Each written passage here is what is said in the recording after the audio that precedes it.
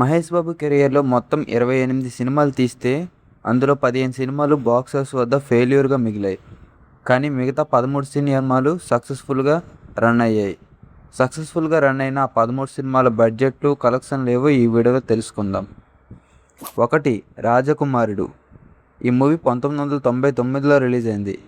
Budget 4 కోట్లు, collection 12 కోట్లు, super hit.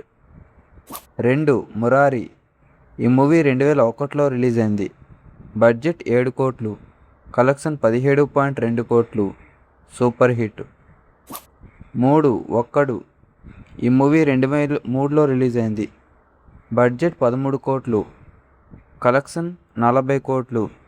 ఈ మూవీ తెలుగు సినిమా చరిత్రలో ఇండస్ట్రీ హిట్గా నిలిచింది. 4. అతడు. ఈ మూవీ 2005లో రిలీజ్ అయింది. బడ్జెట్ 12 కోట్లు, కలెక్షన్ 25 కోట్లు, సూపర్ హిట్. 6. పోకిరి. ఈ మూవీ 2006లో రిలీజ్ అయింది. బడ్జెట్ 12 కోట్లు, కలెక్షన్ 70 కోట్లు. ఈ మూవీ తెలుగు సినిమా చరిత్రలో పెద్ద ఇంట్రెస్ట్ హిట్గా నిలిచింది. దూకుడు. ఈ మూవీ 2011లో రిలీజ్ అయింది. బడ్జెట్ 35 కోట్లు, వరల్డ్ వైడ్ గ్రాస్ కలెక్షన్ ఏమో 105 కోట్లు. ఈ మూవీ తెలుగు సినిమా చరిత్రలో ఇంట్రెస్ట్ హిట్గా నిలిచింది.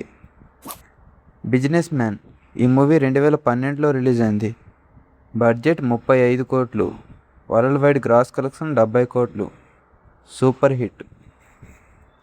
సీతమ్మ వాకిట్లో సిరిమల్లె చెట్టు. ఈ మూవీ 2013లో రిలీజ్ అయింది.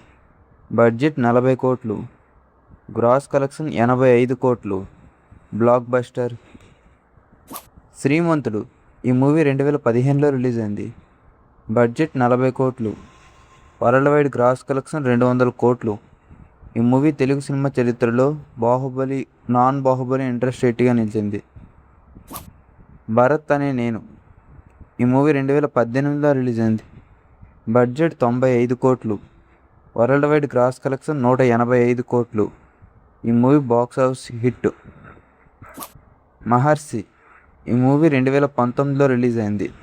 బడ్జెట్ 90 కోట్లు, గ్రాస్ కలెక్షన్ 200 కోట్లు. ఈ movie box office hit. Sarileru Neekevvaru. ఈ మూవీ 2020లో రిలీజ్ అయింది కరోనాలో.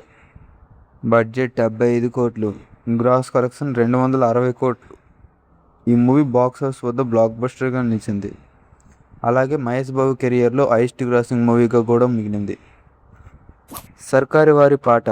ఈ మూవీ 2022లో రిలీజ్ అయింది. బడ్జెట్ 125 కోట్లు, గ్రాస్ కలెక్షన్ 230 కోట్లు. ఈ మూవీ బాక్స్ ఆఫీస్ హిట్.